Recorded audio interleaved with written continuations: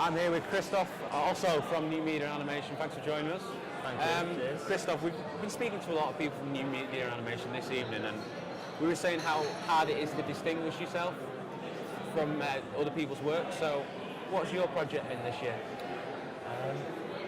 My project has been a City Symphony, video-based, of course. So straight away you separate yourself from animation. I guess New Media guys, we get this freedom to experiment. We have no limits as long as it moves on the screen. There you go. My project has been a City Symphony, so taking a camera around the whole city, filming people. It's photography with movement, basically. That's the whole. And have you enjoyed that? And have you enjoyed experimenting with other subjects rather than people who you know rather than? Yeah, it's been. Because animation is like you spend most of your time in front of a computer, in the dark, and spend all day and night. With my project, I had to be out during the daylight. Walking the streets of the city, meeting people. So it's really two different ways of working in the end. And what was the inspiration for your project then? Well, I did a similar project my first year, but then this year I discovered the whole City Symphony concepts that started in the 1920s, in like Soviet Union. People documented the change from agricultural Russia to industrialized. Then I inspired myself with Dada movies, 1922, 24, of like truth cinema it's called. It's like the essence of filming. Filming things, no actors, no plot, storyline. And after that, you just assemble the images to create your piece. Do you do any animation with that though? Do you do anything like typography or anything with that single piece? Apart from the title sequence and credits, apart from that, no, nothing. And how long does a title sequence for you take to put together? Because obviously you'll probably be a lot more skilled than us, but...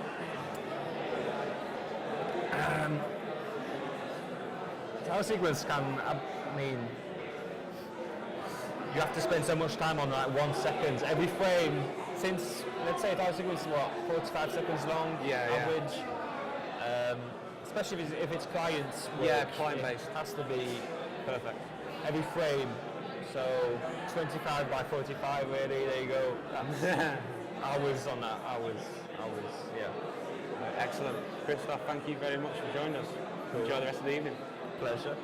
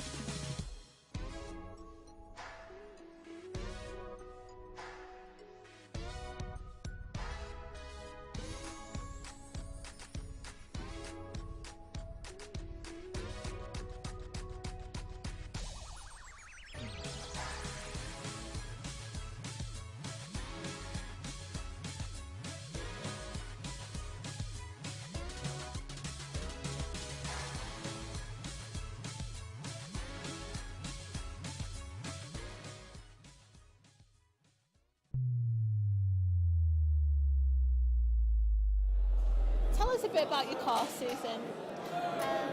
on the new media design course, we basically experiment with animation techniques, Yeah. interactivity.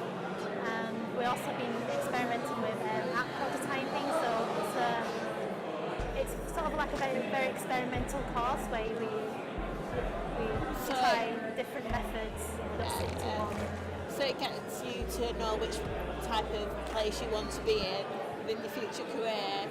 I haven't really decided, but it sort of like gave me a more. After doing this course, I sort of know where I'm going, sort of. Yeah. But I still want to go. Still want to do illustration, which is my roots. But I also want to go into the more interactive side of it. So maybe combining animation and interactivity. Oh, right, brilliant. So what are the main projects that you've worked on in the last 2 years? We've done mostly animation and interactive DVDs and app prototyping. Which one was your most favourite? Most favourite, probably the app prototype, because I've also brought in my illustration background into that project, so Yeah. it was sort of like returning home sort of feeling. So what is prototype exactly? Can you explain that? The prototype is basically, it works and acts like an ordinary app, but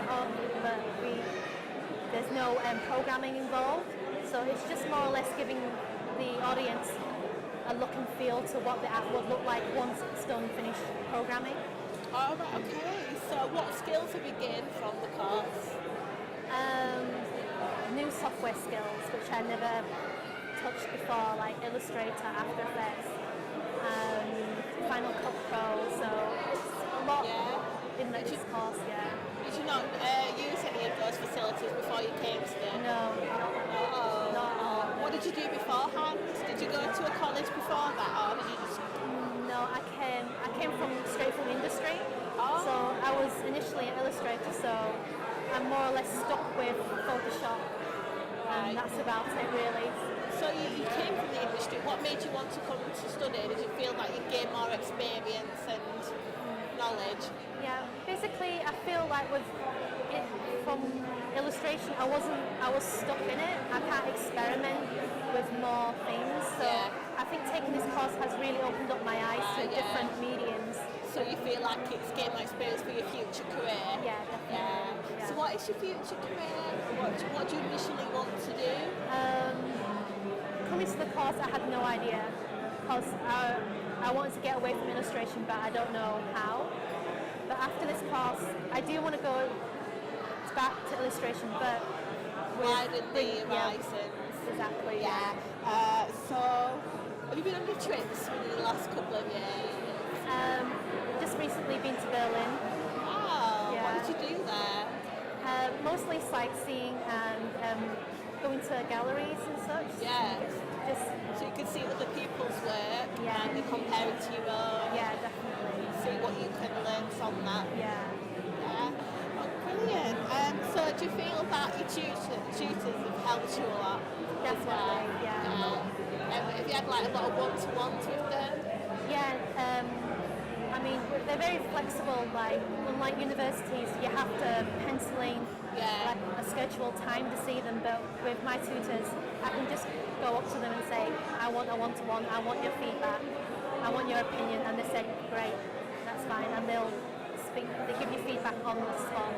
Yeah. So it's really good that you've got what you want from the course and the fact that it's more experimental. You see, anyone would think animation is about making little characters on the screen move, but there's more to that than, Yeah. as you said. Yeah. Brilliant. I don't know what else to say. Is that it?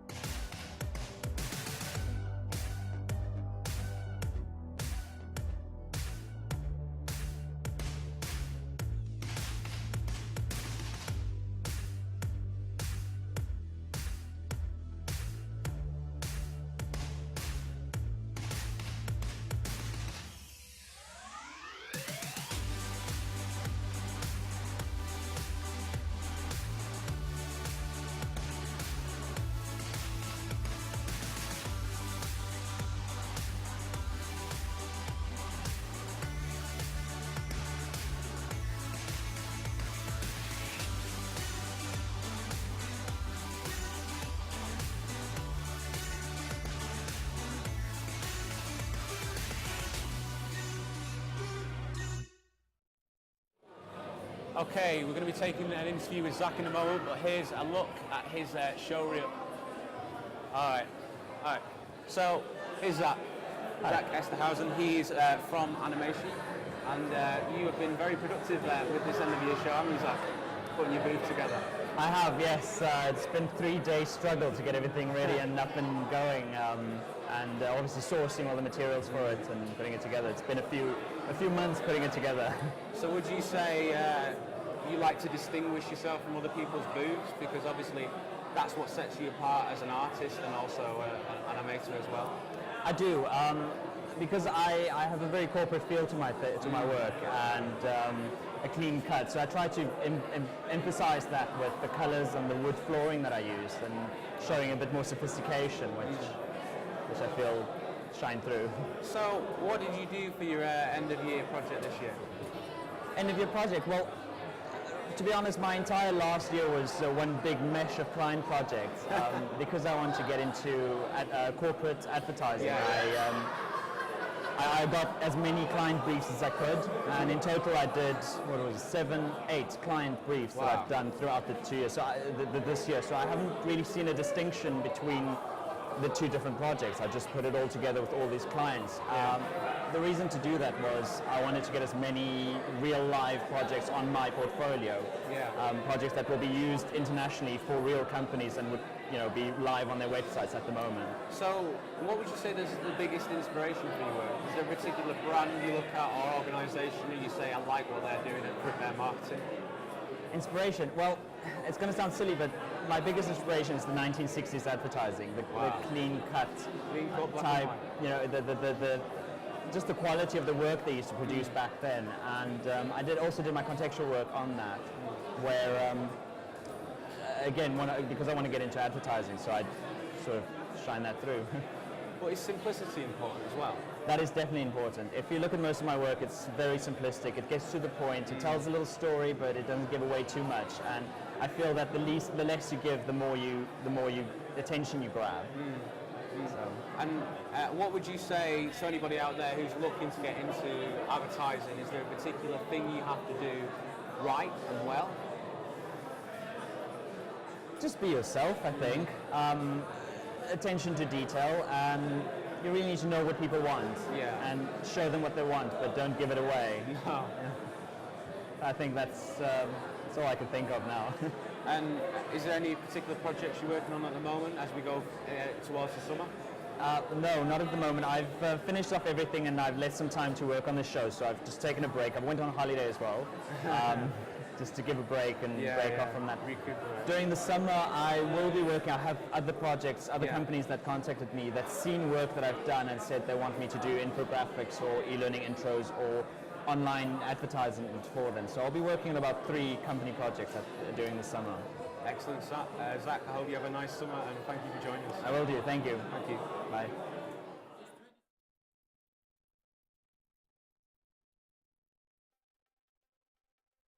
Islam is probably the most controversial religion of the 21st century.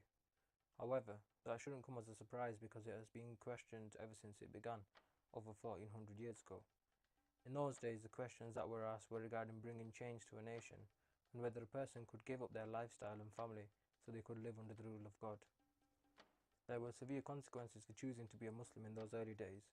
It would usually lead to being disowned by your family, public torture, or in some circumstances, death. In today's world, those problems don't exist, but there are still issues regarding the religion which are under scrutiny and questions are still being asked. The questions being asked today are very different. They focus on terrorism, women, morality, violence, and more. People find it hard to understand these topics, and many believe that Islam needs to move on and change its ways to accommodate for the times that we all live in. I searched for non-Muslims to see what their views are on these topics and try to understand how they feel about the ideas and rules of Islam. I also spoke to Muslims and listened to them give their opinions on these subjects, hoping to find an explanation and get an idea to why people may not understand Islam. Many people believe that Islam is oppressive towards women because it forces them to cover up, it takes away the rights of women, and they aren't regarded as equal to men. If this is true, then it doesn't make sense as to why, out of 100,000 British people that converted to Islam in the past decade, Over 60% of them are females.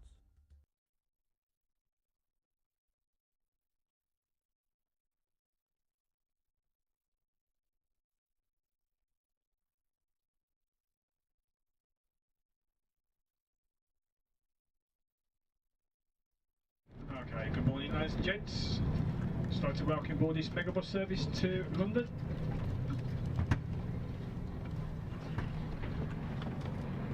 Firstly, if I can please ask all passengers if you can have your seatbelts on whilst on board. It is a legal requirement. It is obviously for your own safety, so please do buckle up whilst on board the vehicle. Also, if you can just familiarise yourself with the 5 exits on board, which you will find the entrance where you boarded. There's also one to the rear on the right hand side of the coach, and also certain windows on either side which are clearly marked, and skylights can also be used in emergencies. There is strictly no smoking or the consumption of alcohol whilst on board.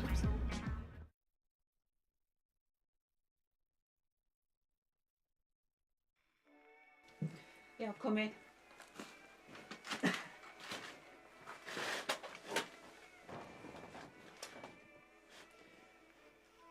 Is it okay to sit down here? Yeah. Do you want a cup of tea? No, thank you. I've just had one at the office. So, are you managing okay? Is there anything that we can support you with? Yeah, I'm managing fine, and my daughter's managing fine. It's my mother who isn't. And you've seen what she's like, and I haven't had any help at all. I mean, I think that's why you're here, isn't it? It is, yes. What I'll need to do is go back and speak to my manager, and then after I've spoke to him, within a few days I'll get back in touch with you and we'll discuss support packages then. Is that okay? We'll have to be, ready. Well, for the moment, yeah. And hopefully we'll come up with some support that suits you all. But I'll need to go back and discuss with my manager before I do anything. Come on then, I'll show you out.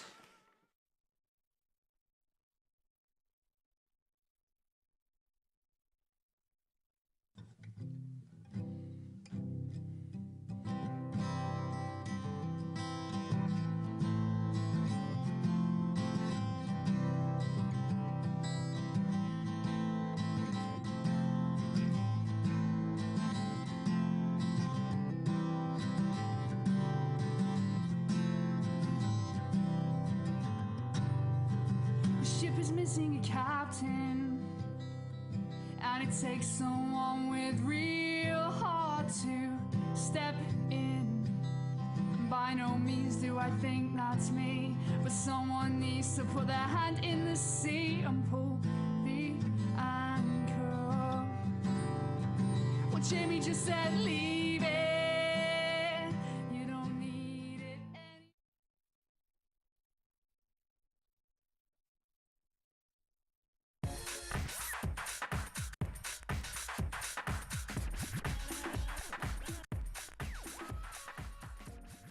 The thing that made me start weightlifting was I have 2 older brothers that weightlift. They are sort of 3 and 4 years older than me. They started going early. They wanted to be bodybuilders, but my dad was basically said, you know, you're too young to become a bodybuilder at the ages of sort of 9 and 10. So, like gymnastics, he had a little bit of a background in Olympic weightlifting, so he said, go and try this. So they went to the only gym that he knew about. They didn't really have proper coaching back then, to be honest. But I went with them and was watching them lift. Obviously, I was too young to stay at home on my own when my dad and my mum went to drop them off. So I went with them, watched, and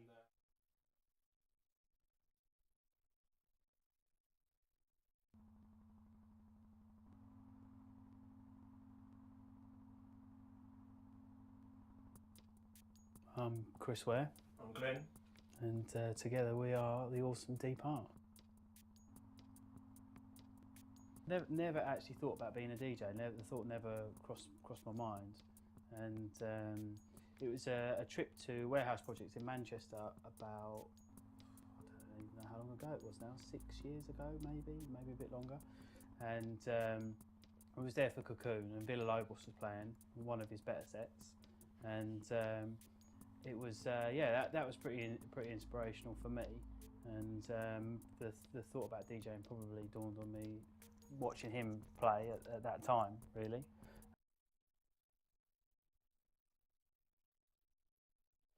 So that was the Umbrella show for this year from Piccadilly Place. How do you think that went, Rebecca? Do you think you had a nice conversation with people? I have, yeah. I think there's been some really good contributions from the exhibitors. Sounds like they really had a good time in their course and have gained a lot of experience and skills. I think the important thing we have to remember, people, is that a lot of work and hard graft goes into making all these booths and exhibitions in both BA and FD spaces.